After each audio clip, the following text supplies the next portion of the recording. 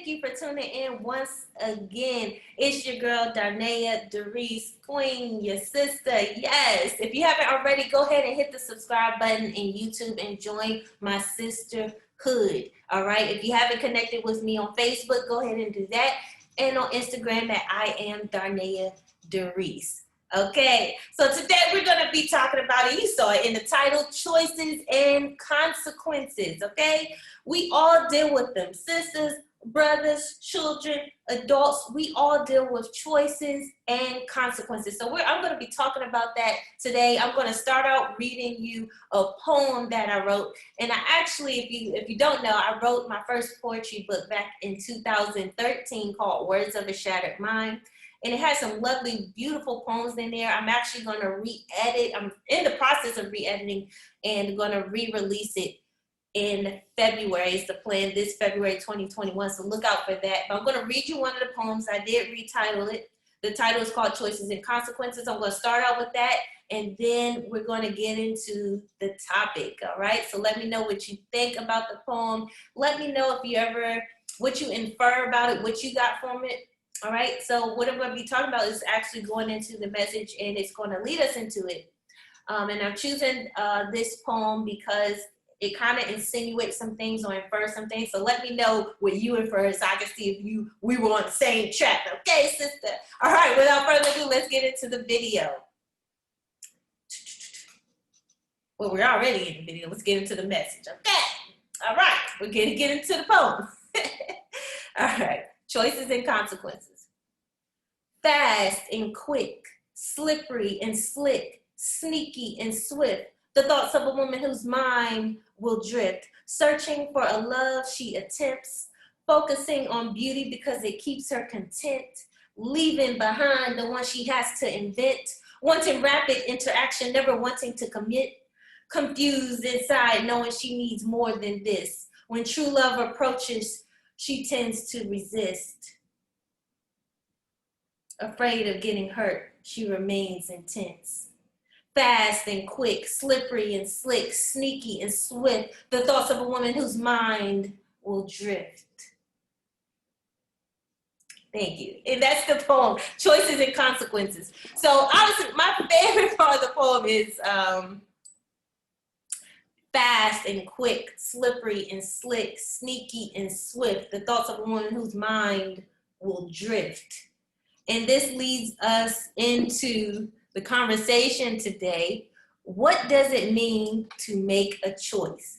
Now, if you go back, if you have to rewind and listen to the poem again, you kind of get some references of choices and consequences, not specific ones, but in general.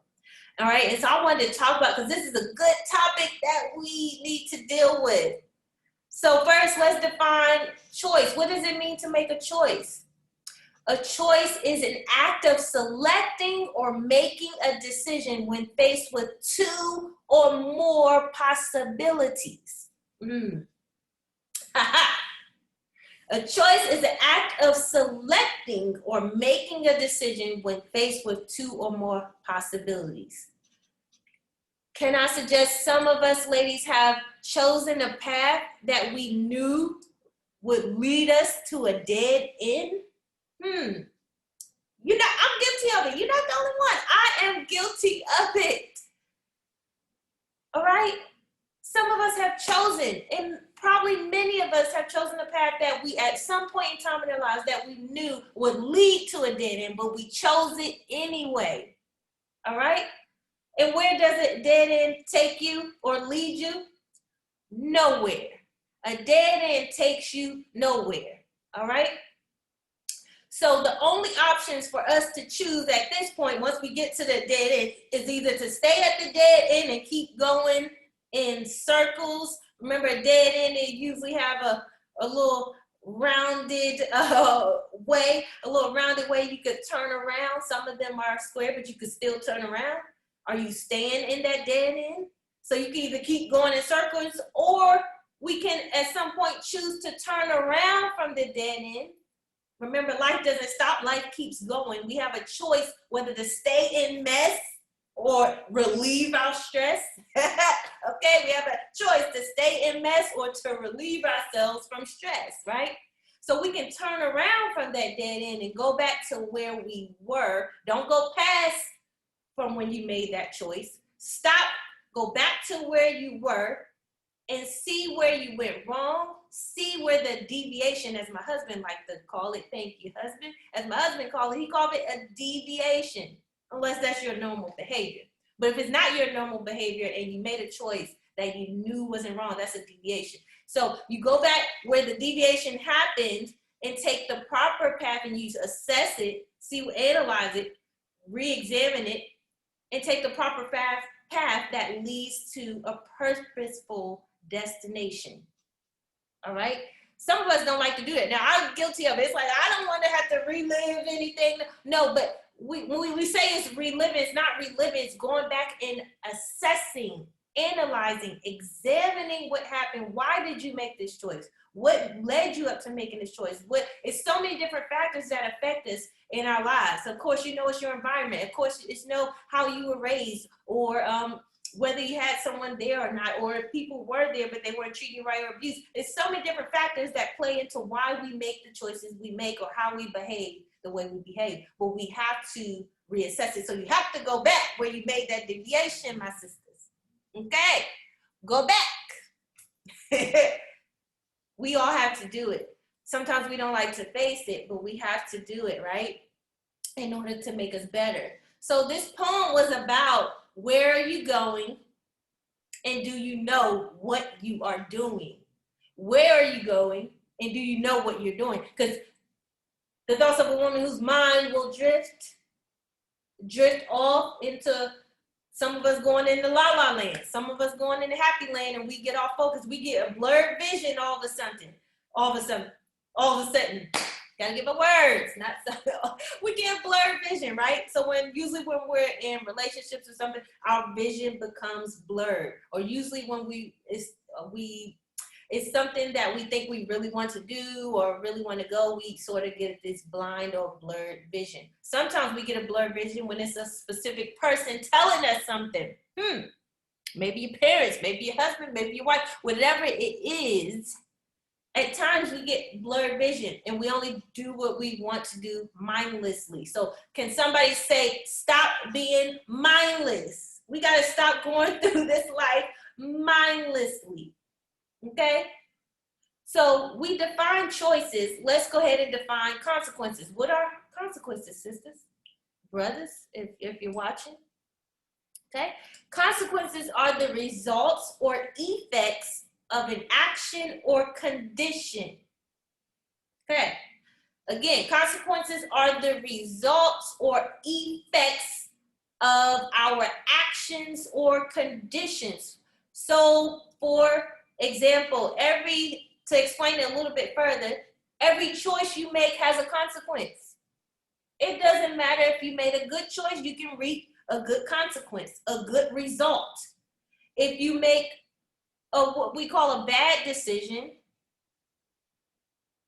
okay, we can reap a negative or bad result. So consequences don't just happen when you do something wrong or make a mistake. Consequences happen no matter what choice of decisions, from young to old, what you decide to make. I tell my students, as you know, we have chancellors in schools, and we have my students. I tell my students, your choices right now, it matters. 3rd grade, 5th grade, whatever choices you make now, it matters. All right? So again, the results. Some of us are still dealing with the results or effects of our own actions. Some of us are still dealing with it. We have to learn to stop blaming other people and stop blaming the devil for our own choices and consequences. Stop blaming someone else for your choice. You decided. Remember we said, what was a choice? When you make a choice, you select or make a decision when you're faced with 2 or more possibilities. That means you were shown more than one way to go, but for some reason you chose to deviate. We can't blame other people on that. We can't blame the devil on that. We have to look internally, all right? So at that point, it was something you want to do. Some of us want to make the wrong choices. Some of us say, oh, I'm young, let me live my life. Let me live my best life.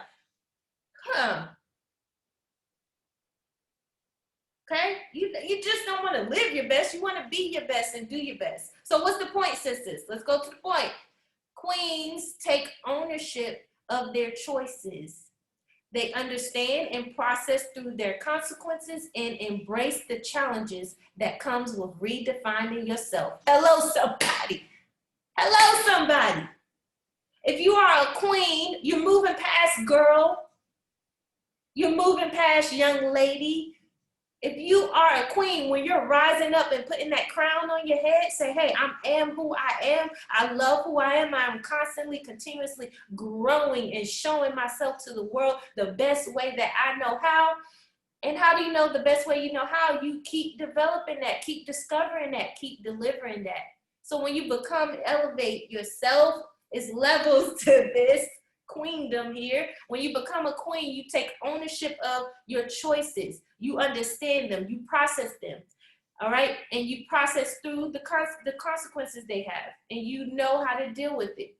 You embrace the challenge that comes with redefining yourself. How can you tell still who's a little girl, who's behaving like a little girl rather than stepping up to the queendom as they grow and get older? You know by their responses. When somebody comes to you and they're telling you about your past or telling you about yourself, you don't let them stay there. You say, hey, that is not who I am. That is a choice I made in the past, and I had to get through the results and the consequences of it. But who I am now is better than I was before. Can I get a amen, a hallelujah, a ashe, something? Hello, sisters, talk to me. You got to understand who you are. People will hold you back and keep you back for your choices and consequences. But if you have processed that thing, assessed that thing, examined what you have done, why you did it, whether it was good or bad, no one can tell you who you are. No one can tell you, I'm going to keep you from getting something, because you know who you are. You know why you did it. And if you don't know, you need to figure it out. Write it out. Did I just want to make the choice just because? Did I want to be hard-headed? Some people choose to be hard-headed.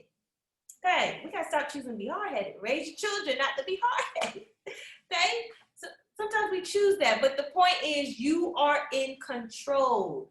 My husband always say, learn to control your narrative. You can't tell me, somebody can come up to me and tell me about myself, and I said, who? Self? Myself? And you know when you healed, when you can, somebody can come up to you and they're trying to dismiss you or be negative or put you down, when you're not crying about it. When you say, me, yeah, Darnaya at 25, Darnaya at 23, Darnaya at 20. Oh yeah, she was doing this, she was doing that. Oh, Darnaya at 18, yeah, oh, I knew her. But her was growing, her was building, her was processing. Her had failed and got back up. Her did not stay down. Her deviated in the past. But now her knows her divine purpose. You don't let people keep you stuck. You move them right along. What about it? What about it? Tell me about it. Tell me about myself. Tell me about myself. Don't let anybody tell you about yourself. People who do that, that means what they see in you is you don't know who you are in your own skin, in your own body. We have to move past that point, all right? So now you need to steer your own ship in your divine direction. Steer your own ship. Don't let anyone else steer it for you. You are in control. And what do I mean when I say divine direction? I mean, channel the God within you. Channel the spirit within you to discover how are you supposed to show up in this world. How am I supposed to show up? It's not found externally, sisters. It's found internally. If we all did that and know what it means to have choices and consequences, we could be better sisters towards each other. Stop pointing fingers. When you know you made some choices and you're still suffering the consequences, and people can see it, and you got the nerve to point a finger and talk about another sister. You better cut it out. Queens don't do that. Queens take ownership. Ownership, because when you take ownership of who you are and you walk in your purpose, you can help another sister out of doing the same thing, or help someone that's in the mess you were in at one point. Don't point fingers. It does nothing to better you or the other person. You become a better you, and you walk in it and be that living example. Because I promise you it helps. I promise you it helps. It helps to see examples. If you never see something, you don't believe it can happen or exist. If we don't see queens acting like queens, we're going to think acting foolishly is the proper way to act as a woman. We're going to think acting obnoxious towards each other is appropriate. But if you see queens loving queens, sisters building sisters, then more people will behave like a sister instead of an enemy. Can somebody talk to me? Talk to me, okay? So that's what I have for you today. I want you to think on that, ponder on that. Send me your thoughts, comment. Please like, comment, and share with another sister who you think who needs it. Again, wherever you connect with me, I don't have followers. I have partners. I have friendships. I have sisters. I have people who connect with me. If you're connecting with me, you're not connecting with me just to be with me. We're building sisterhood. So let's continue to build. Let's support each other, help each other, love each other, encourage each other, motivate each other. So anytime you see me, know that's why I'm coming before you. I don't care if it's a picture, a video, an inspirational word. It could be a word of instruction, a guide. It could be me doing classroom videos, teacher videos, education videos. I don't care what it is, but it's meant to empower our people as a whole and uplift my sisters. Let's start doing better. Okay? Let's start doing better. Well, holla at me. I hope you all have a wonderful rest of your week. If you're watching the replay, whenever you're watching, be blessed. And always remember, whatever you're doing, to keep rising.